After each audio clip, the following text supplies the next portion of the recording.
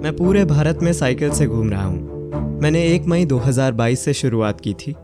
मैं करीब 7 राज्यों में घूम चुका हूँ। 4000 किलोमीटर चलने के बाद मैं अब कोयम्बटूर में हूँ। इसमें कम से कम 18 महीने और लगेंगे। मैंने सद्गुरु को देखने के बाद शुरुआत की थी। 65 साल की उम्र में मोटरसाइकिल चलाना कोई बहुत आसान काम नहीं है। अगर वो ऐसा कर सकते हैं तो युवाओं को तो बोलना और आगे आना ही चाहिए। मैंने अपनी साइकिल से शुरुआत की थी।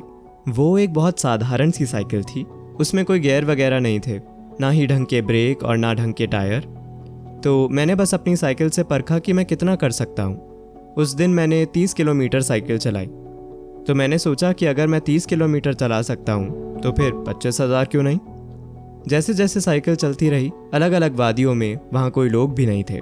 गाँव, कठिन परिस्थितियाँ जैसे कि निर्माण स्थल, बहुत सी चीज़ें। तो उन सबको देखकर मुझे थोड़ा झटका लगा, लेकिन मैंने साइकिल चलाना जारी रखा। अब तक मैं लगभग 50-60 से ज़्यादा स्कूलों में, कुछ कॉलेजों में, विश्वविद्यालयों में, राजनेताओं से, प्रभावकारी लोगों से बातचीत कर चुका हूँ, जिससे वे संदेश को फैलाने में मेरी मदद कर सकें। बहुत सारे लोग पूछते हैं कि मैं कहाँ ठहरूंगा, क्या करूँगा, कहाँ खाना खाऊँगा। कई बार मौसम के हालात की वजह से मैं उन ठंडी रातों में सोया हूँ।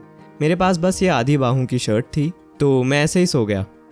एक बार हाईवे के बीच में मेरी साइकिल पंक्चर हो गई, वो भी रात के समय। मेरे पास कोई औजार नहीं थे, मैं इसको ठीक करना भी नहीं जानता। वहाँ पर बहुत कम लोग थे। एक दुर्घटना हुई।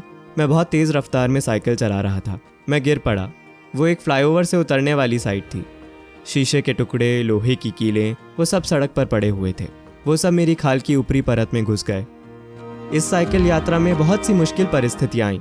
जब कोई मेरे बारे में नहीं जानता था, जब कोई मेरे साथ नहीं था, उनकी उपस्थिति वहाँ थी।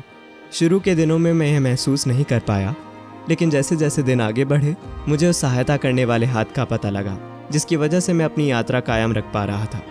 मैं अगले 18 महीने सड़कों पर रहूँगा। मिट्टी बचाओ, आइए इसे संभव बनाएं।